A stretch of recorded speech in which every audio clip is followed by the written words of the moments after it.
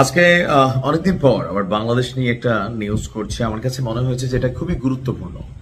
দেখেন, ভারতের যারা আমার নিউজগুলো দেখেন, আমি বরাবরই বলি ভারতের প্রতি আমাদের ভালোবাসা আছে, আমজনতার প্রতি আছে, কিন্তু বর্তমান যে ক্ষমতাসীন সরকার এবং অতীতের যে সরকারগুলো বাংলাদেশের সাথে বেশ কিছু চুক্তি করেছে, এই চুক্তিগুলোর মধ্যে অধিকাংশই ভারতের পক্ষে যাওয়া চুক্তি ছিল। এখন বাংলাদেশ এবং ভারতের মধ্যে যতগুলো চুক্তি আছে, সবচেয়ে গুরুত্বপূর্ণ চুক্তিগুলোর অংশ হচ্ছে পানি বন্টন চুক্তি। তো সেই পানি বন্টন চুক্তিগুলোর ম্যাক্সিমামই অসম।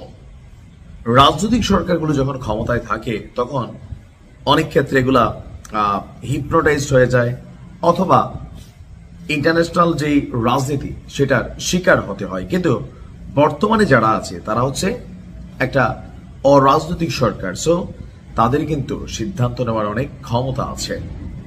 বাংলাদেশ এবং ভারতের মধ্যে গঙ্গা নদীর পানি বন্টন চুক্তির মেয়াদ শেষ হতে যাচ্ছে 2026 সালে। এর আগে চুক্তিটির শর্তাবলী পর্যালোচনা এবং ভারতের স্বার্থ অনুযায়ী নতুন কাঠামোতে চুক্তি নবায়নের পরিকল্পনা করছে নয়াদিল্লি। গতকালকে টাইমস অফ ইন্ডিয়ার এক প্রতিবেদন থেকে যতটুকু আমরা দেখলাম যে পাকিস্তানের সঙ্গে সিন্ধু নদীর পানি চুক্তি বাতিল হয়েছে।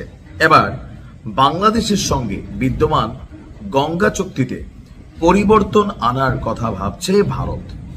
প্রতিবেদনে বলা হয়েছে, ভারত সরকারের সংশ্লিষ্ট মহল মনে করছে 1996 সালে আওয়ামী লীগের সময় পুরনো চুক্তির কাঠামো বর্তমান সময়ের সঙ্গে খাপ খাচ্ছে না। মানে এরা যা নিছে এদের মন ভরতেছে না, আরো চায়। জলবায়ু পরিবর্তন, কৃষি সম্প্রসারণ, বিদ্যুৎ উৎপাদন এবং নদীবন্দর ব্যবস্থাপনার মতো নানা কারণে শুষ্ক মৌসুমে ভারতের পানির চাহিদা বহুগুণে বেড়েছে। ফলে আগের চুক্তির আওতায় নির্ধারিত পানি সরবরাহ দেশটির প্রয়োজন পূরণ করতে পারছে না। তো বাংলাদেশের কি বাড়ছে না? শত শত ক্ষেত আপনার পানিবিহীন পড়ে আছে। দরকারের সময় ভারত বাংলাদেশকে পানি দেয় না, আবার অপ্রয়োজনে পানি ঢাইলা বাংলাদেশে বন্যা তৈরি করতেছে। সো এই চুক্তিগুলো কোথাও না কোথাও অসময় একটা চুক্তি।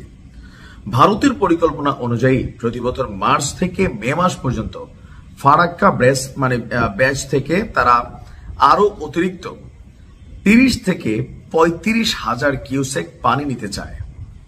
সে ফারাক্কা ব্যারেজ, যেটা নিয়ে এত আন্দোলন বাংলাদেশে হয়েছে, অনেক কৃষক আত্মহত্যা করেছে, কোনো সমাধান হয়নি, যতটুকু পানি পাই এইটা থেকে এখন নতুন বক্তব্য হচ্ছে আরো 30 থেকে 35 হাজার কিউসেক পানি বেশি চায়। সো আমার মনে হয় সরকারের খুবই কনসার্ন থাকা উচিত, বিশেষ করে যারা এই চুক্তিগুলো করেন, যেন বাংলাদেশের স্বার্থ রক্ষা হয়। এটা মামার বাড়ির আবদার টাইপের হয়ে যাচ্ছে ভারতের, মানে আদিগিলা টাইপের আর কি, কোনো কিছুতে কলিজা ভরে না। ভালো থাকুন, আসসালামু আলাইকুম।